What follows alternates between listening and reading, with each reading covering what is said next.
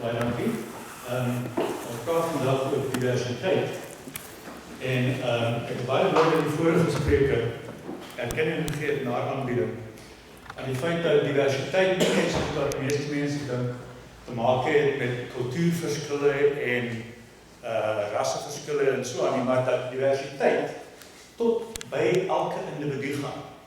En soveel so dat Olivier, baie beroemde stelling van hulle in 1000 Plateaus, Middelplateau, gesê het, toe ons twee by mekaar gekom het, was ons alreeds 'n skare. Elkeen van ons was 'n skare. Elkeen van ons het diverse elemente in ons, wat van ons baie meer maak as net 'n unitaire, lapidêre, solidêre individu.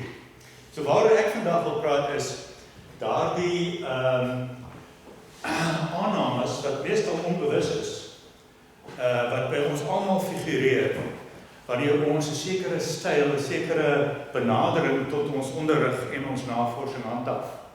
Wat is dit en watter teorieë, watter persoonlikheidsbegrippe bestaan daar om hierdie diversiteit van aannames by mense beter te kan begryp? En ek gaan ek kan na heelwat filosofe soos wat Daniel en Amanda daar aan die kant weet verwys om hierdie tipe verskille te verstaan, maar ek sal maar net 'n klein seleksie moet aanspreek. Die eerste een waarna wil verwys is Jürgen Habermas se bekende onderskeid in sy teorie van kommunikatiewe handeling tussen kommunikatiewe handeling en strategiese handeling. En jy weet, 'n mens kan baie goed agterkom watter soort persoon jy mee te maak het wanneer jy sien hoe 'n mens kommunikeer. Soos Habermas dit stel, jy weet wanneer iemand strategies kommunikeer of strategiese handeling praktiseer, wanneer hy of sy met 'n versoeie agenda werk, wanneer hulle kommunikeer deur nie al hulle geldigheidsaansprake op die tafel te sit soos hy dit stel nie, maar iets verswyg. 'n Goeie voorbeeld. As 'n man vir sy vrou en kinders sê, ons kan nie vir die van jaar bekostig om te gaan vakansie en ons het net te min geld. En hulle aanvaar dit, min wetende, dat wat hy eintlik vir hulle verswyg, is dat hy met sy broer in kompetisie is vir 'n luxe motor. En dat hy daardie geld wat hulle gewoonlik vir hulle gesinsvakansie benut, weggesit het omdat hy ook graag 'n motor het, wil hê waarmee hy kan meedoen met sy kollegas en sy broer. Dis strategiese handeling. Kommunikatiewe handeling is wanneer jy so eerlik as moontlik en so opreg as moontlik al jou geldigheidsaansprake, met ander woorde al die redes waarom jy sê wat jy sê, na vore bring. Dis natuurlik baie moeilik. En dis waar ek van Habermas verskil. Habermas is 'n rasionalis, soos wat Marinus baie goed sal weet. Marinus stel ook belang in ander filosofe as Habermas as ek. Mense soos Nietzsche. En Habermas glo dat 'n mens in staat is om al jou onbewuste motiewe na vore kan bring, wat natuurlik nie altyd die geval is nie, soos wat die hele psigoanalitiese tradisie vir ons geleer het, is baie van die dinge wat ons verhoed om werklik goed te kommunikeer, juist daardie dinge wat ons self van onbewus is, maar net desnietemin by ons funksioneer. Moenie dink dat 'n mens strategiese handeling slegs beoefen wanneer jy doelbewus mense op die bos lê om mag oor hulle uit te oefen. Meeste van ons word elke dag deur ons eie belange op so 'n manier gelei dat ons onbewustelik 'n sekere mate van strategiese handeling praktiseer, omdat elke persoon sy of haar belange onbewustelik of doelbewus bevorder. In sy vroeë werk het Habermas vir ons 'n ander model gegee om hierdie diversiteit te verstaan. In sy werk Erkenntnis und Interesse, Knowledge and Human Interests, gee vir ons 3 tipes wetenskap, groepe van wetenskappe, wat elkeen deur 'n verskillende belang of interesse gedryf of gelei word. En daardeur slaan hy natuurlik die ou mite die nek in, wat by baie natuurwetenskaplikes, ja, ek weet nie of jy dit ook glo nie, maar wat op by baie natuurwetenskaplikes funksioneer, naamlik dat die wetenskap neutraal is, en dat daar geen belange of interesse by betrokke is nie, slaan Habermas die nek in. En hy maak die onderskeid tussen 3 groepe wetenskappe, die empiries-analitiese wetenskappe, die hermeneuties-historiese wetenskappe en die krities sosiale wetenskappe. Die eerste groep sluit natuurwetenskappe in, dit sluit ingenieurswese in, maar dit sluit ook sommige sogenaamde menswetenskappe in, afhanklik van die manier waarop jy dit praktiseer.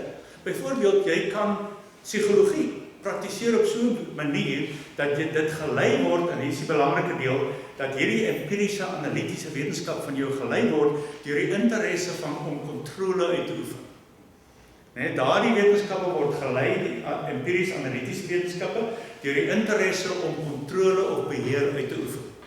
Die tweede groep wetenskappe, die historiese hermeneutiese wetenskappe, word in kontras daarmee gelei deur die interesse van wederzijdse begrip of wederzijdse verstaan. En die derde groep wetenskappe, dit sluit natuurlijk, die tweede groep sluit geskiedenis, literaire theorie, theologie, kommunikasiekunde, filosofie en so aan in. En die derde groep word gelei deur die interesse van emancipasie of die emancipatoriese interesse, en dit is die kritische sosiale wetenskappe, wat politieke wetenskap, sosiologie, kritische psigologie, maar weer eens ook filosofie, wat hier in albei groepe behoort, daardeur gelei word. Wat meeste mense nie weet nie, is dat hierdie drie wetenskappe nie in die lug uitval. Selfs ken jy die model van Habermas, en jy nie die hele boek gelees het nie, dan sal jy nie besef nie, dat hulle almal gewortel is in spesifieke areas van menslike praktyk. Die empiriese analitiese wetenskappe het ontstaan uit die feit dat ons moet werk om te oorleef. Arbeid is ten grondslag van menslike bestaan. En omdat ons moet arbei om te oorleef, ontstaan daaruit hierdie groep wetenskappe wat te maak het met kundigheid hoe om jou omgewing die beste te beheer of te kontroleer ter wille van oorlewing. Die tweede groep wetenskappe ontstaan uit die onvermydelike noodsaak om te kommunikeer. Ook wetenskaplikes moet kommunikeer. Met ander woorde, die interesse van wederzijdse begrip lei hierdie en uiteindelik wys op die noodsaak van die ontstaan van hierdie wetenskappe ten einde mekaar goed te kan verstaan. Maar sê Habermas, al hierdie wetenskappe sal futiel wees, as hulle nie almal uitmond in daardie soort wetenskappe wat emansipasie of vryheid bevorder. Hoekom? Omdat dit die hoogste waarde is in die samelewing. En daardie laaste groep wetenskappe wat gelei word deur die interesse van emansipasie of bevryding, is gegrond in die bewussyn van asymmetriese magsverhoudinge. Nou ja, wat leer dit vir ons omtrent die diversiteit van navorsing, jou navorsingsstyl of benadering en jou onderrigstyl of benadering? Sommige mense word afhangende van, jy weet, die Duitse filosoof Fichte in die 19de eeu een keer opgemerk, die soort filosofie wat jy kies, hang af van die soort mens wat jy is. Nou ek dink, dit baie te maak met waar ons hier praat. Dat mense word aangetrokken tot 'n sekere manier van wetenskap beoefen, indien jy aangetrokken word deur beheer, kontrole en so aan. Ander mense word aangetrokken tot 'n soort van 'n praktyk in die navorsing en onderrig waar jy jou klem op wederzijdse begrip en kommunikasie lê.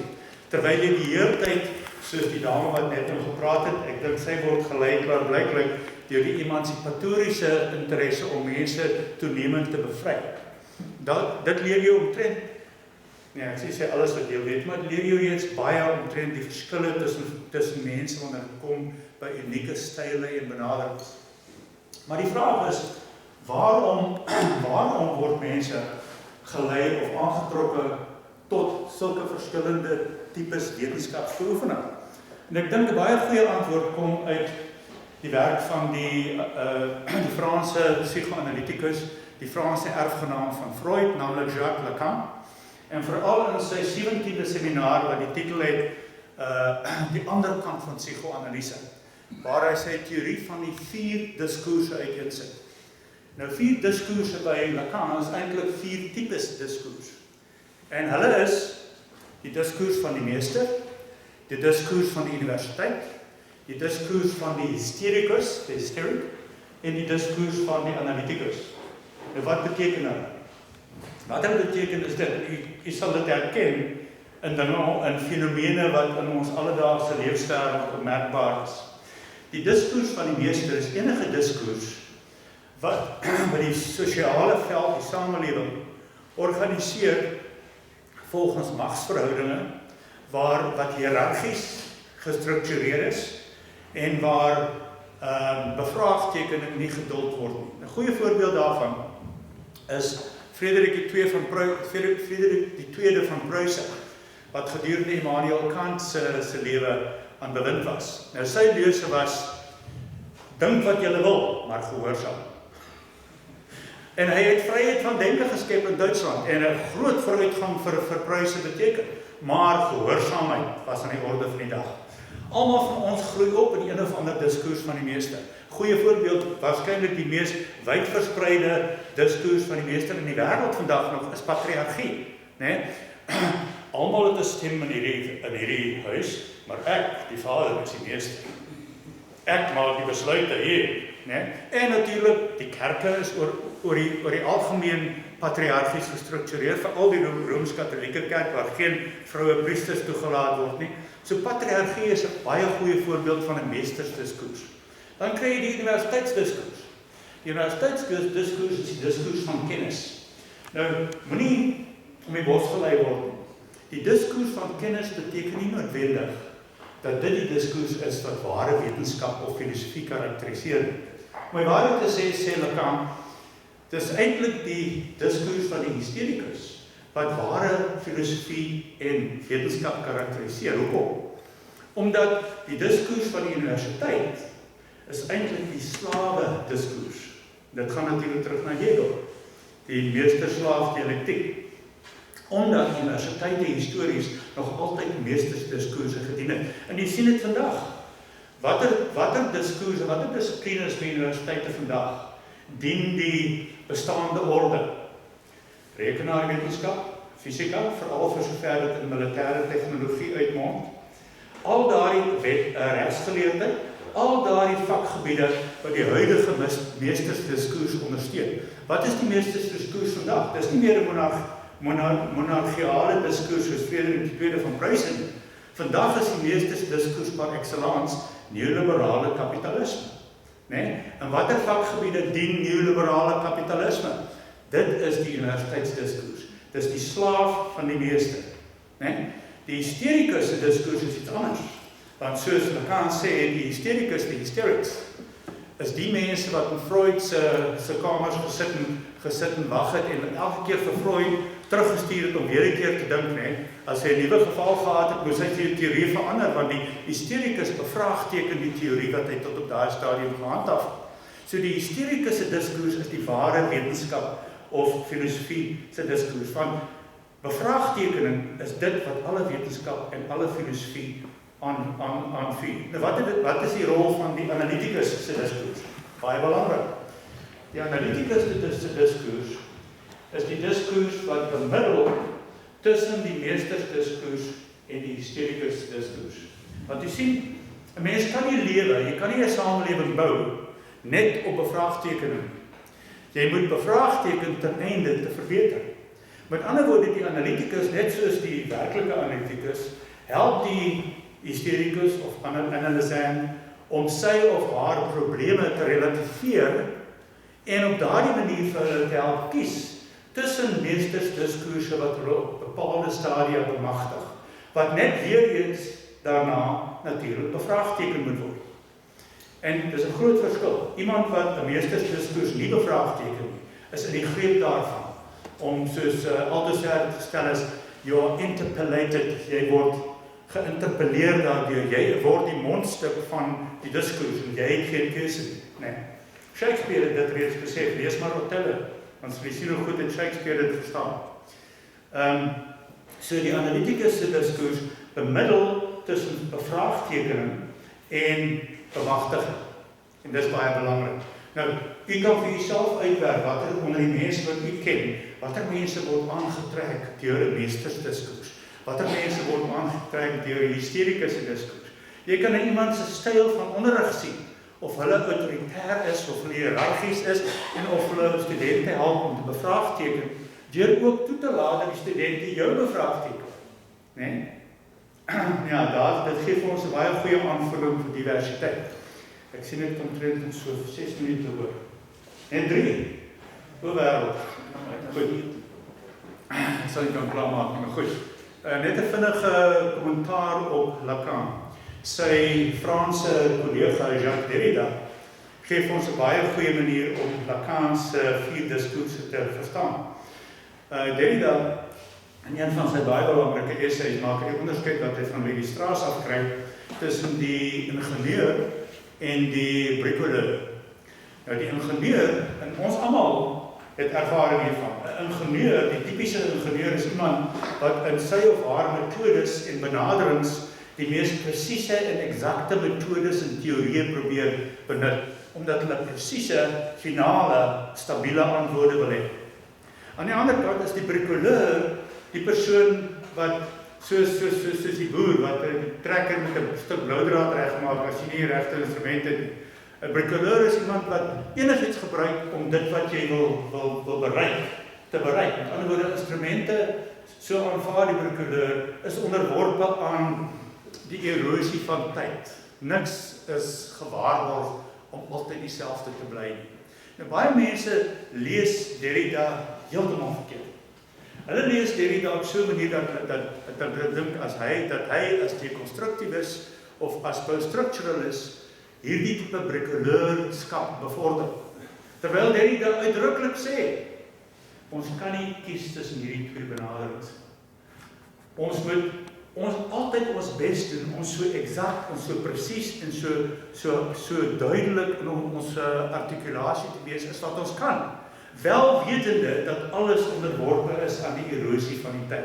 Aan die ander woorde, hoe jy ook al probeer om 'n ingenieur te wees, uiteindelik gaan jy maar net 'n bricoleur wees. As jy my nie glo nie, lees Thomas Kuhn, ek dink Japie sal dit ken, sy 1962 boek The Structure of Scientific Revolutions, waar Kuhn vir jou wys hoe die teorieë en die geskiedenis van die fisika vervang is. Ook mense wat gedink het, jy weet, Alexander Pope het van Newton gesê, nature and nature's laws lay hid in night. God said let Newton be and all was light.